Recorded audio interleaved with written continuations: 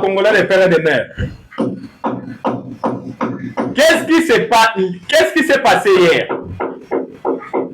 Vous savez que la femme de l'opposant, entre guillemets, Ozalaki kolia mbongo ya Hippolyte Kanambe, alias Joseph Kabila. La femme de Jean-Marc Kabundu à Kabunda, interpellée na commune ya Kalamu. Mwasi ya Kabundu à Kabundu, bakangie na nini? Pour ba service ba interpeller, ba tinde directement na parquet ya Kalamu. Bakutake na manduki na falanga unde ezalaki dossier ya lopango tokoyeba ngwao na émission ya mokolo ya lelo. Congolais des pères et des mères, la paix a changé de côté. L'armée rwandaise bangweli na ba haut plateau ya Fizi, mais Macron alingi a sauvé Banyarwanda. Emmanuel Macron, président de France, a sollicité une rencontre entre la délégation congolaise et rwandaise na mboka ya Londres pour la kosenga cesser les faits na ba haut plateau ya Fizi.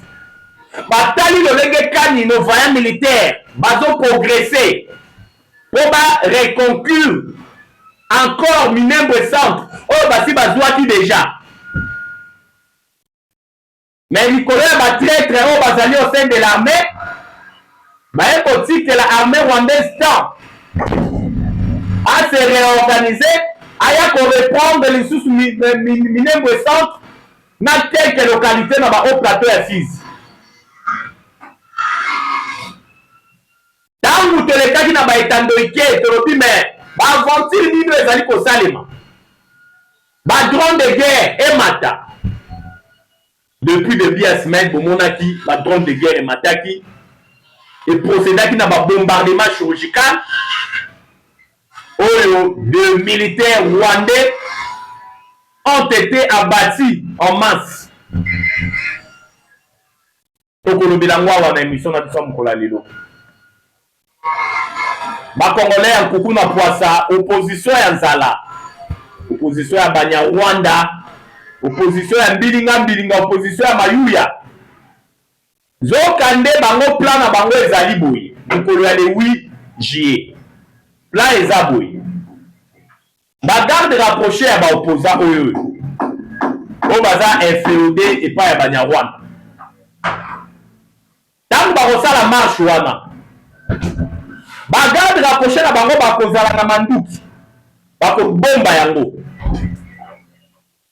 Tant que bomba manduki wana bakosala tout ba provoquer la police pour lacrymoger les bêta masase bêta bango ba profiter maintenant ba bimisa manduki wana pour bakoboma quelques militants na bango na sengi na bino ba militants ya ba parti politique oyo bozo travailler na Banyarwanda bokeba projet à ko éliminer délai ezali et pas y a un président Nabino à travers ma garde rapprochée na bango bozala mayele fanda nandaku oya kobima libanda le 8 et là problème na ye ouais parce que ba service baza déjà na état d'alerte bayebi ke Banyarwanda nde bazali na sima Banyarwanda nde bazoluka ba infiltrer mboka tokolobela ngo na émission na biso mokolo lelo. Congolais des pères et des mères, la diplomatie agissante Chatata Mokonzi Ekolo Fachi Béton, Banyarwanda, Tobengani Bango na communauté économique des États d'Afrique de l'Est, des États d'Afrique centrale, Kagame essoufflé, Kagame Azosenga mena Lisa Lissi, na communauté économique des États d'Afrique de l'Est. Ozo kamba me pa ya nilotiko to bengi na kombo ya président kenyan Ruto. Vous savez que les Américains ont infligé les sous des lourdes sanctions dans la société pétrolière Moko.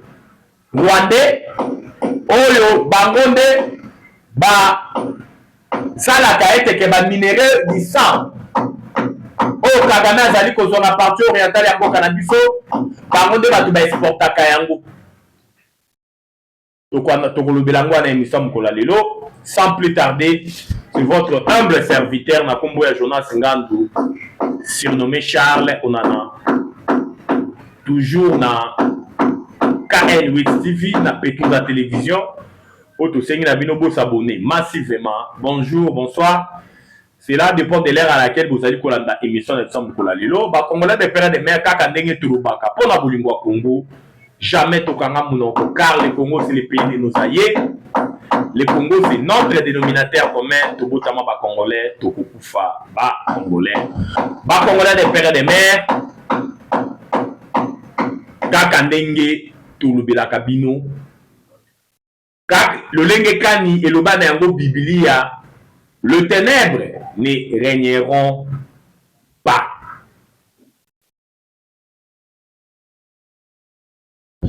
Opposant oyo fabriqué par Hippolyte Kanambe alias Joseph Kabila na kombo ya Jean-Marc Kabunda wa Kabunda lobi bakangaki mwasi na ye na lopangu moko na komini ya Kalamu. Mwasi ya Jean-Marc Kabunda Kabunda na Kalamu akendaki kosala nini na Kalamu? D'après les informations de notre possession, mwasi ya Jean-Marc Kabunda Kabunda alongwaki na château na bango kuna oyo batonga na mwedi na ne oyo ezalaka na Kingabwa. Ayeti na lopangu moko na komini ya Kalamu oyo tokutanga kombo te ya veni parce que ba service bazali komene ba enquête. Tangu mwasi ya Jean-Marc Kabunda Kabunda komi na ba garde du corps ya akendaki na bango na lopangu wana bakoti bazalaki na mosolo ebele na basaki mosolo wana ngai nayo toyebi musala na yango te. Bakotisi mutuka na kati ya lopangu na ebele ya mbongo ya falanga kokota bakotisi yango na kati babimisi mosolo wana. Tangu bazobimisa mosolo wana po bakotisa na kati ya ndako ba service ezalaki déjà na état d'alerte babandaki kolanda bango uta Kingabwa po bakomprendaki ke eza na mouvement suspect moko oyo mwasi ya Jean-Marc Kabunda Kabunda alingaki asala. Tangu babandi kobimisa mosolo na kati ya mutuka po bakotisa na ndako na lopango oyo bakotaki ba service baescalade mire basote bakoti na lopango bamoni basaki ya mbongo oyo ezokende wapi eyosali na kati ya lopango oyo. Ayebisi bino ba Congolais de père de mère, panique totale epai ya mwasi Jean-Marc Kabunda Kabunda. Panique ba service batuni ye mama sur place ebele ya mosolo oyo ezokende wapi, ezosala nini, pourquoi yo kobomba ngo na kati ya lopango oyo? Mwasi ya Kabunda wa Kabunda panique. Ba service ba appréhender na ba garde du corps ayaki na bango bakangi bango bameni bango directement na parquet ya Kalamu parce que d'après les informations de notre possession mayele kaki vraiment na kati wana tokopesa bino de plus ample détails au fur et à mesure que affaire évolue. Mais oyo biso bayebisi biso ezali ke bakangi ye na mbongo ebele nde batransféré directement na parquet ya Kalamu. Bakoyeba destination Mosoloana. Moussala n'a pas nini. Mais d'après les informations de notre possession, oui bien que Hippolyte Kanambe Azoti Ndambongo pour la marche on va les 8 parce que nous avons Fachi beton à pouvoir Kagame Azoti Ndeye Mbongo ba pays mingi ya communauté économique des États d'Afrique de l'Est oyo ezali kokamba mepa banilotique bango pe fo batinda makuta yango selon ba analyse na biso ezali mbongo oyo Banyarwanda batindi te ona kokabolela babado bashege bakuluma na bamobondo oyo barekritaki malgré bamobondo wana batubeli na bango balobi toboyi kodestabilize Kinshasa le 8 juillet eza yango te totikeli baservice emene baenquête na yango totikeli justice asala mosala na ye mais tozo pressentir makuta wana ezalaki na destination moko mais baéchoué ya kuku na poisa toyebisaka bino matin midi soir que ce sont des gens qui sont capables de vendre leur âme auprès du diable pour déstabiliser notre pays. Ils sont en connivence avec les Rwandais. Ils travaillent des mèches avec des Rwandais. Ils veulent le retour de Joseph Kabila, Hippolyte Kanambe, au pouvoir. Parce que si il y a Hippolyte Kanambe trop, ndobote et kangi bango na kingo, bazo il faut baluke la maintenant justification. Raison pour laquelle Bomoni, ce sont des gens faciles à corrompre. Pour ne pas s'éterniser dans le dossier, il y a arrestation, il y a moi si à Jama Kabundu à Kabundu, malgré les lots de Yokiote, moi si à Jama a évoqué à des c'est un problème parcellaire. Et ça dit problème il y a le pangu. Mais problème il y a le pangu. Si réellement il y a un problème il y a le pangu. Moi si à Jama Kabundu le bilelo. Mais boni bakangi on a mon solo et belé. Na lopango wana na kalamu okende kosala nini na mosolo ebele bongo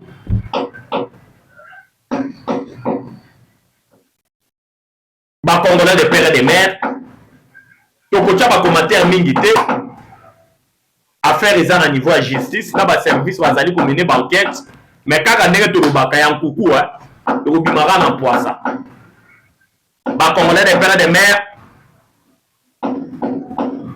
Qu'est-ce qui se passe dans la ligne de front, précisément dans le haut plateau à Fizi? Je suis en train de me poser plusieurs questions. J'ai remarqué une chose. L'agression à Banyarwanda, sous Fachi Béton. Quand nos voyants militaires, les FARDC, ils ont progressé, ils ont récupéré ma localité, et les miens ont subi ma perte énorme. Banyarwanda balukaka toujours créer, baluka cesser les faits. Babon de la communauté internationale, baluka la bango cesser les faits en Blumbango et permettre la bango de se réorganiser encore. Et puis cesser les faits en Zalaka ya courte durée. Il faut se réorganiser, s'équiper, aller, salir contre-offensif. C'est ce qui se passe à Minembwe. Vous savez que dans le plateau à Fizi, notre armée a droit qui attenda. Pour récupérer la localité est belée. Pour voir qui tire Minembwe centre. La poche de résistance est qui dans quelques quartiers à Minembwe centre. Oyo, ba voyant militaire na biso ba ibu. Ba sollicité qui na aviation etine de la bango ba drone. Pour bombarder ma poche à résistance, il y a des cuiranais, on a des raids d'abara, na armée rwandaise, on y est tikalaki, na quelques quartiers Minembwe centre. Mais leur appel était sans succès. Ba drone de tikalaki jamais combattant et permettre na armée rwandaise à s'organiser, à matissa ba drone, ba bombarder, ba localité belena au plateau à Fizi durant 2 jours. Oh, ça dit que face à un bombardement avec l'aide, l'armée était dans l'obligation de faire une repli stratégique. Et permettant qu'il y sous na Monguna à reprendre les sous la localité où la perdaki na au plateau à Fizi à reprendre les sous Minembwe. Tant que tu as makelele na biso nde tochakao. Ba traître bazali au sein de l'armée parce qu'on doit dire les choses telles qu'elles sont. Il y a encore des traîtres au sein de l'armée na biso. Et la moussi chef d'état-major et la moussi ministre de la défense va drone et reprendre les combattants pour bombarder maintenant des positions armées rwandaises. Et ça dit que ma troupe au sol va avancer, va récupérer la localité sous bataille qu'on perdre récemment dans le plateau à Fizi. Aujourd'hui, nos voyants militaires, les FARDC, comme ils apportent les sous la Minembwe pour récupérer encore Minembwe pour la 1e fois. Donc, quand on a à Londres, c'est les faits. Voilà nani na médiation Emmanuel Macron. On cesse les faits maintenant na au plateau à Fizi. Tolingi lisusu bitumbate. Botia manduki na se. Wana par là. Bolingi ba pousser gouvernement à négocier na ba turanero, na ba retaba. Nous sommes contre. Nous disons NON. Na mayo ezali koneka na Londres. Tobo yango. Nos voyants militaires vont progresser. Si lobby, il faut Minembwe centre et dans la reconquête, donc consolider la position d'Abisso. Parce que, et comme il Bitumba, c'est comme s'il y a et comme il cop. Et comme il a mon cop pour Congolais de père et de mère. Tu sais, il y a Tata Mokonjeko, le Fachi Béton, le commandant suprême, Tolingi. Biloko ya bas c'est le fêté na au plateau ya Fizi. Tobo yango. Toboy. L'armée va continuer sa progression jusqu'à ce qu'elle va imposer la paix na au plateau ya Fizi. C'est ce que nous attendons de nos voyants militaires le FARDC. Instaurer maintenant un cessez-le-feu, c'est de permettre à l'armée rwandaise de se réorganiser, de s'équiper, dans le but d'attaquer encore la position les a prise par nos voyants militaires, les FARDC. Quand nous devons Rwanda, il faut comprendre que modus operandi na bango, mode opératoire na bango, tout tombaka na baventure wanate. Il y a un moment où il y a un officier. Il y a quelques cas de réunion sacrée. C'est ça. Alors que les Congolais vont aller au. C'est ce que nous déplorons. Raison pour laquelle nous demandons au chef de l'État, nous demandons au chef d'état-major Gilles Banza, nous demandons à l'actuel ministre de la Défense, Guy Mwadiavita, Gabo. Nous voulons imposer la paix par la force parce que nous avons des moyens pour imposer la paix.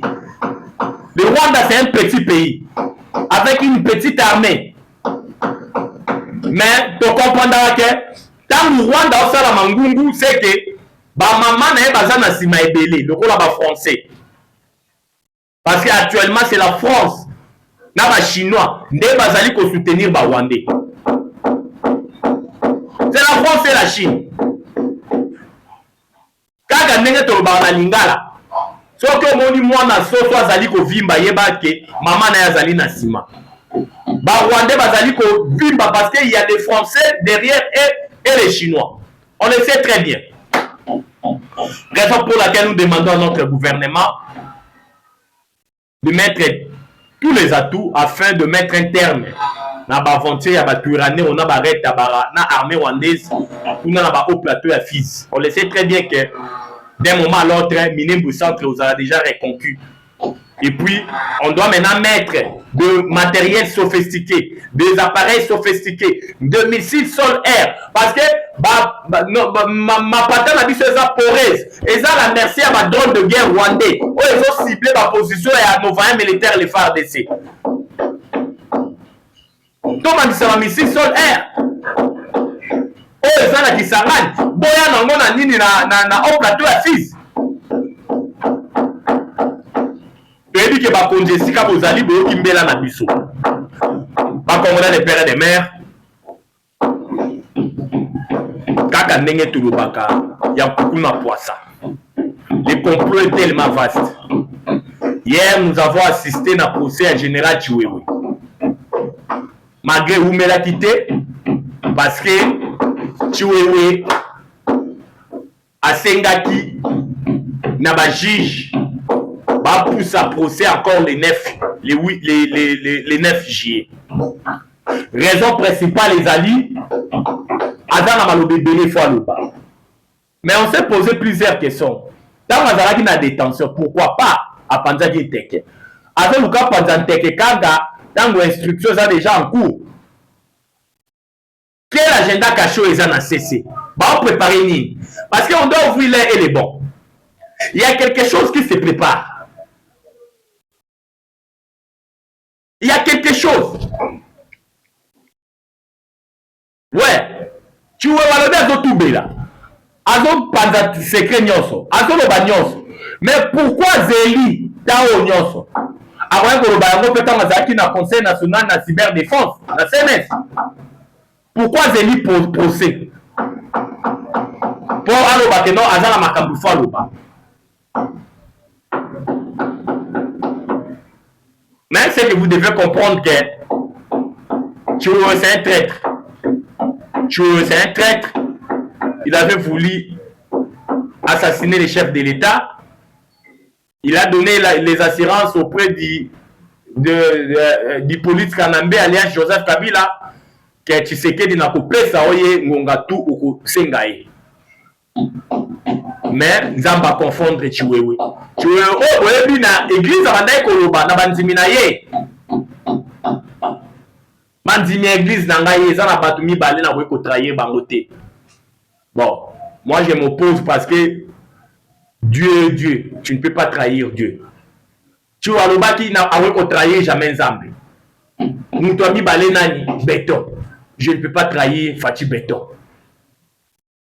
Mais maloba ya mutu tokeba sanduku nde nyonso eza na motema soko okolanda maloba mutu alobaka akolempia yo epuis lobi abeti yo kibota mais ala prudent malgré kolempia oyo banda kolempia Faci Béton nakoki kotrahir Nzambe te nakoki kotrahir jamais Béton mais na baconversation na WhatsApp ozorassurer Joseph Kabila ke Kabila yo mutu okomisa ngai général. Malgré Tshisekedi a commis un général d'armée, 4 étoiles, malgré Tshisekedi a commis un chef d'état-major, mais Ngai Chiwewe naza toujours redevable à l'égard na yo Kabila. Na kopé ça yo temps Liban. Donc Chiwewe se permettait à Kobenga Faci Béton temps Liban. Pour plaire à Hippolyte Kanambe alias Joseph Kabila. Na ba message au badeko sur la WhatsApp. Pour plaire à John Numbi. Ils allaient pas si paiement en Congolais des pères et des mères. Ils allaient pas.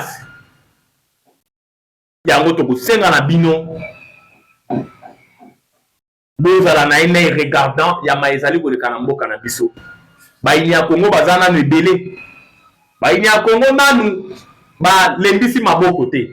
Ils sont là en train de chercher les voies et moyens d'éliminer les chefs de l'État afin de balkaniser ces pays. Parce qu'ils le savent très bien que s'ils parviennent à éliminer les chefs de l'État, le Congo sera balkanisé. Ils le savent. Il y a mon aïe Sarabino Congolais de père et de mère, dans ma bonne de l'Inabiso.